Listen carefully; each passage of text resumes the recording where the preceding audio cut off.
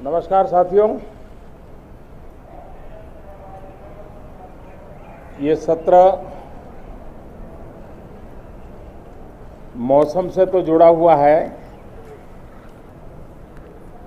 अब दिल्ली में भी वर्षा अपना दस्तक देना प्रारंभ किया है, लेकिन फिर भी न बाहर की गर्मी कम हो रही है और पता नहीं अंदर भी गर्मी कम होगी कि नहीं होगी। ये कालखंड एक प्रकार से बहुत महत्वपूर्ण है। ये आज़ादी के अमृत महोत्सव का कालखंड है। 15 अगस्त का विशेष महत्व है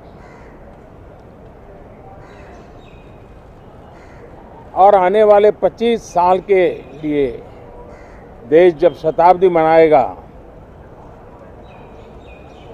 तो हमारी 25 साल की यात्रा कैसी रहे, हम कितनी तेज गति से चले, कितनी नई ऊंचाइयों को पार करें, इसके संकल्प लेने का एक कालखंड है। और उन संकल्पों के प्रति समर्पित होकर के देश को दिशा देना, सदन देश का नेतृत्व करे, सदन के सभी माननीय सदस्य राष्ट्र में नई ऊर्जा भरने के लिए निमित्त बने, उस अर्थ में यह सत्र भी बहुत महत्वपूर्ण है। ये सत्र इसलिए भी महत्वपूर्ण है कि इसी समय राष्ट्रपति पद और उपराष्ट्रपति पद के चुनाव हो रहे हैं। आज मतदान भी हो रहा है और इसी कालखंड में देश को नए राष्ट्रपति, नए उपराष्ट्रपति, उनका मार्गदर्शन प्रारंभ होगा। हम हमेशा सदन को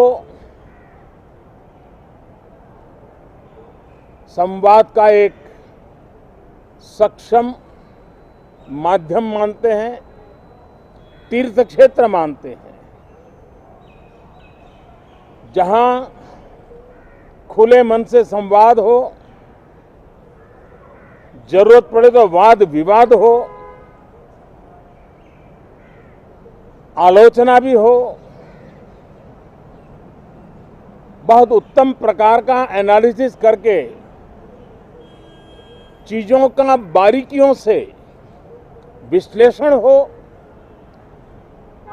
ताकि नीति और निर्णयों में बहुत ही सकारात्मक योगदान हो सके। मैं सभी आदरणीय सांसदों से यही आग्रह करूंगा कि गहन चिंतन, गहन चर्चा, उत्तम चर्चा और सदन को हम जितना ज्यादा प्रोडक्टिव बना सके, सदन को जितना ज्यादा फ्रूटफुल बना सके, उसलिए सबका सहयोग हो और सबके प्रयास से ही लोकतंत्र चलता है, सबके प्रयास से ही सदन चलता है, सबके प्रयास से ही सदन उत्तम निर्णय करता है।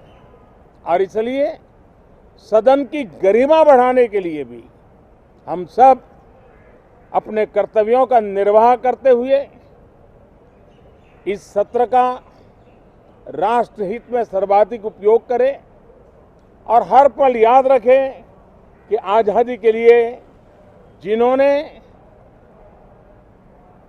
अपनी जवानी खपा दी, अपना जीवन खपा दिया, जिंदगी जेलों में काटी, कुछ ने शहादत स्वीकार की,